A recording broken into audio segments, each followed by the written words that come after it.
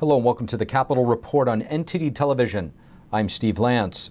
Former President Donald Trump today spoke in Washington, D.C. for the first time since leaving office. What's his message and what's coming next? NTD's Iris Tao has more. Taking the stage to a standing ovation at the America First Agenda Summit, former President Donald Trump is back here in Washington, D.C. And Trump's visit here marks his first time back in the city since leaving office 18 months ago. Trump begins by reflecting on the current state of the country. But now our country has been brought to its knees. And pivoting to the November elections. This November, the people are going to vote to stop the destruction of our country, and they're going to vote to rescue America's future. And that's before he spends 1/3 of his 90-minute speech on rising crime. Our country is now a cesspool of crime. We have blood, death, and suffering on a scale once unthinkable. He also cites a plan to restore public safety if Republicans win back the majority this fall, adding that he's confident that it'll continue under the next Republican president. And when a Republican president takes back the White House in 2024, which I strongly believe will happen. Trump also touches on open borders, transgender athletes and women's sports, and the 2020 election. It was a catastrophe, that election, a disgrace to our country. Trump did not say he's running for president in 2024, but he says he looks forward to laying out many more details in the weeks and months to come on what he calls an America First agenda. Reporting in Washington, D.C., Iris Tao, NTD News. Florida's young conservatives would choose former President Donald Trump over Governor Ron DeSantis for president in 2024. That's according to a poll that was taken at the Turning Point USA Summit, which said 79% of young conservatives would choose Trump if he were to run for re-election. DeSantis was chosen by only 19%. Other Republicans, including Mike Pence, made up the remaining 2%.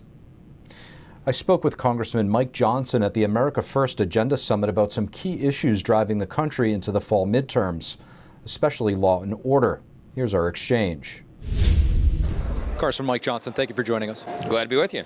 Congressman, the Democrats have received quite a bit of pushback over the defund the police movement that they've embraced. How big of an issue is law and order going to be going into the midterms? I think it's a critical issue, whether you're talking about the border and the chaos that's ensued there, or the skyrocketing crime rate in America's largest cities and even in small communities now. It's a direct result of policy choices. You know, the Democrats went on record, the radical left, defund the police, disrespect the police. It's had the desired effect, I think, that some of them had in mind. And so the American people have had enough of it. It's a dangerous time. But the important thing and the important theme that we want to hammer home is that we can restore law and order. We must. It's an essential foundational principle of our country. And we look forward to rolling out our ideas and proposals on how to do that. President Biden, before he got COVID, was supposed to roll out some funding for law enforcement, which is excellent. But money can only do so much. How do you restore the morale within the ranks of the police? It's a great question. I know lots of first responders. I grew up in a first responder family. They are feeling demoralized. They're feeling as though they've been disrespected, because they have been. From the halls of power in the nation's capital, the message was sent repeatedly over and over that they were disliked and dishonored, and so it's had a real corrosive effect. And we've got to turn that around. We need to send a clarion call from the White House and both houses of Congress, and we'll do that with Republicans in charge, that we stand with our first responders. We stand with law enforcement. They're doing a critical, important job to protect and serve, and they ought to be respected for that. You touched upon it just now when it comes to the border. We have law and order, but you also have the border crisis. What's it going to take to slow things down there? Well, we need to do exactly the opposite of what President Biden and his administration have done. We questioned Secretary Mayorkas, DHS Secretary, in the House Judiciary Committee just a few months back, and I told him he needs to dust off his resume, because I believe that what they've done is intentional.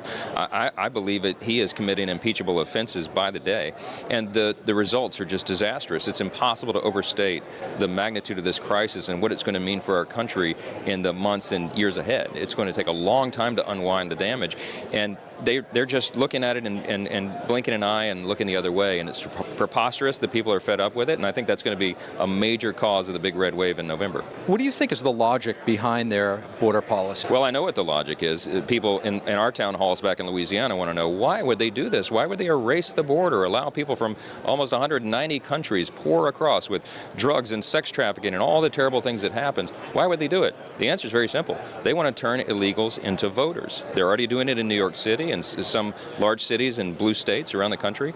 And I got Chairman Jerry Nadler of the House Judiciary Committee to admit to me on the record, on video, just a few weeks back, that yes, they would like to do across the country what they're doing in New York. And so that sounds like a conspiracy theory. It's not. It's a fact, and everybody can look that up for themselves. And you mentioned a few of the atrocities that are taking place there, the fentanyl, the sex trafficking. What's it going to take for these types of things to really resonate with the American people? Well, it is resonating loud and clear. I mean, drug overdoses is the #1 cause of death for Americans age 18 to 49 right now, more than car wrecks and cancer and COVID and everything else. And it's attributed in large part to this fentanyl, manufactured in China, sent to the drug cartels, and then flowing freely across our border because the Biden administration won't do anything about it. Our law enforcement are overwhelmed, our people are in jeopardy, and innocent Americans die every day because of these policy choices. That's just one aspect of the terrible tragedy that has become a catastrophe at the border. Congressman Mike Johnson, thank you. Thank you. The White House is downplaying the possibility of a recession. Today, a top economic official updated reporters as the administration prepares to counter the expected negative economic data that will be released after this week. NTD's Melina Wisecup is at the White House with the details. The White House's director of the National Economic Council telling reporters today that job growth and consumer spending data debunk the argument that a recession is upon us. Let's listen. We are seeing credit delinquencies and measures of credit stress at historic lows, credit card delinquencies at a 15-year low, mortgage delinquencies at a 30-year low. And we are seeing industrial output sustain and in positive territory 5 of the last 6 months. And so the totality of the economic data is consistent with that type of transition and is not consistent with a recession.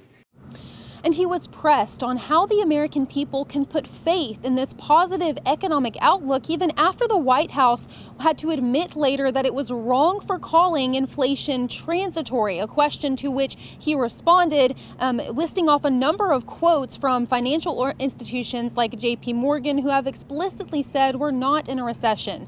And adding to that, President Biden said just yesterday that he's not expecting a recession. And the National Bureau of Economic Research is the organization that usually deems whether or not the U.S. is in a recession. So far, they have not made that designation, but there are early signs that our economic growth is slowing. For example, for the first time in nearly 2 years, the U.S. business activity has contracted, and the number of people applying for unemployment benefits has been going up over the past couple of weeks. This leads many economists to believe that we could expect to see a recession early next year.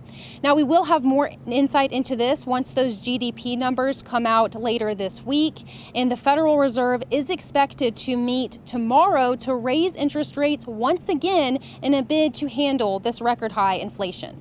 Reporting in Washington, D.C., Melina Wisecup, NTD News.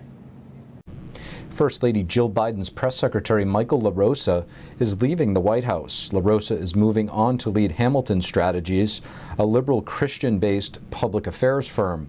LaRosa has worked for Jill Biden since 2019 and became the First Lady's press secretary in 2021 when Joe Biden took office as president.